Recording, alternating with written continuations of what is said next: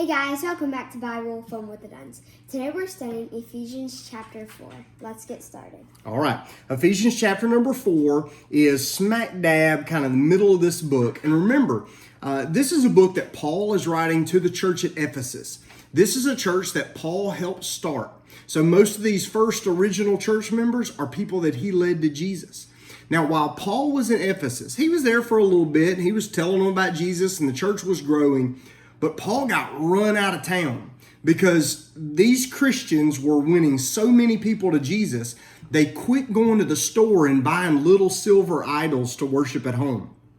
And when they started not paying money to the guys who were making all of those idols, those guys got so angry they were ready to kill Paul. So they started a whole riot in town and they were looking for Paul to kill him. And so all the believers had to grab Paul and get him out of town before things got bad. So now Paul, it's years later, he's in jail and he's got a lot of time on his hands and he's got some things he wants to give away to these people. Now in chapter 4, it's one of the most it's one of the most practical of all of the chapters of this book, because what's happening here, it's saying that because we know Jesus, there ought to be some transforming in our hearts and in our minds and out of our mouth and with what we do, there ought to be change. And I think kind of the bottom line you can put here is, if you know Jesus, you will begin to live like Jesus. If you do not know Jesus, you won't. And so, because we know Jesus and we follow him, we want to do what he does, value what he values, and obey what he says. Now, John has a couple of takeaways, and they're really good, so let's get to them. Okay, so my first takeaway is verse 1, and it says, "Therefore, I, the prisoner in the Lord, urge you to live worthy of the calling you have received." So, what that means basically is, so there's a parable that Jesus told, and it was about this man. So this man was walking down a street. He was kind of fiddling around. And fiddling around is a Hebrew word. No. All right, so the man is walking through a field, and what does he find?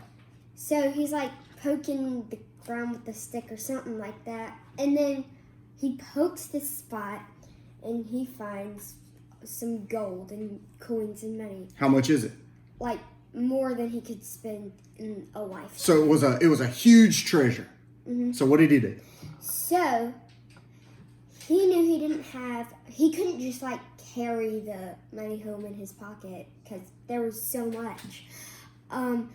He had to go home, sell everything he had except the clothes he was wearing, and then he went to the person who owned that piece of land, and he bought the piece of land. So he sold everything else because he knew that that money could get him more than he already had. So we should be willing to sell everything we have, because God could give us more than we already had. Okay, so John read to us verse 1. It says, "I, therefore, a prisoner of the Lord, beseech you to walk worthy of the calling for which you were called." So we're talking about worth. John, was the treasure in the field more than what he had? Yes. Do you think people thought he was crazy when he sold all that he had to go buy a piece of property nobody wanted? Yes. But in his mind, did he know it was worth it? Yes. So he knew that the treasure in the field was of more value than what he had back home. So he left what he had back home to go get what he knew was worth more. And so Paul's writing this, and he says, "I therefore am a prisoner of the Lord." He's in jail. So he's given up his freedom. He's given up his life, because Paul's going to die in jail. They're going to chop his head off. He's going to die in jail.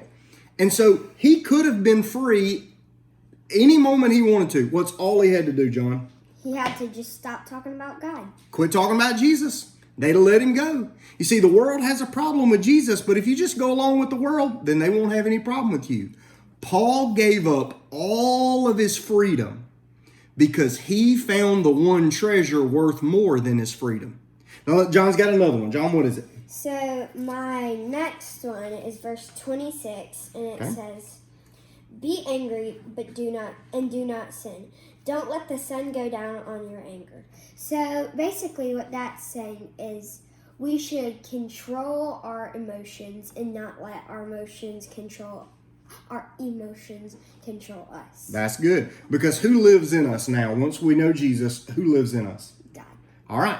God's Spirit lives inside of us, so He's in control. So our feelings aren't supposed to be our boss. The Holy Spirit's supposed to be our boss. Let me tell you how that ties in. In verse 14, it says that we should no longer be like children, tossed to and fro and carried away by every wind of doctrine, by trickery of men and cunning craftiness of deceitful plotting.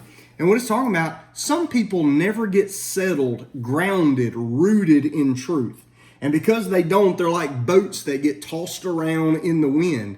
And so what Paul is saying is, guys, we ought to settle on our foundation in Jesus.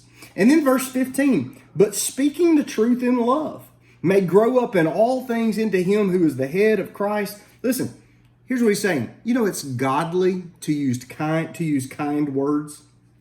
Truth can either be a hammer that breaks or a hammer that builds. And so the words that come out of our mouth ought to be like what Jesus said.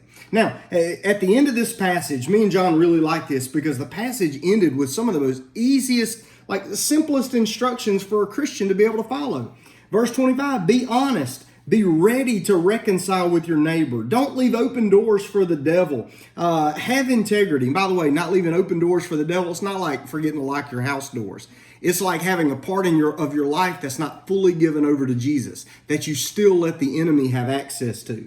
It talks about speaking helping words, not hurting words. Following the leading of the Spirit, not wandering off. Not being petty, and giving to others in kindness as God has given unto us. So if we are going to be followers of Jesus, then in essence, here's the big reveal.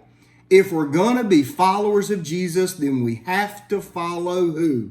God and Jesus. Jesus. All right? If you're going to be a follower of Jesus, you got to follow Jesus. Act like Jesus, think like Jesus, talk like Jesus. Treat your neighbor the way Jesus would. And when you do, you'll look like a disciple. You keep reading, keep studying. This is getting good. Let's keep on. See you soon. Bye.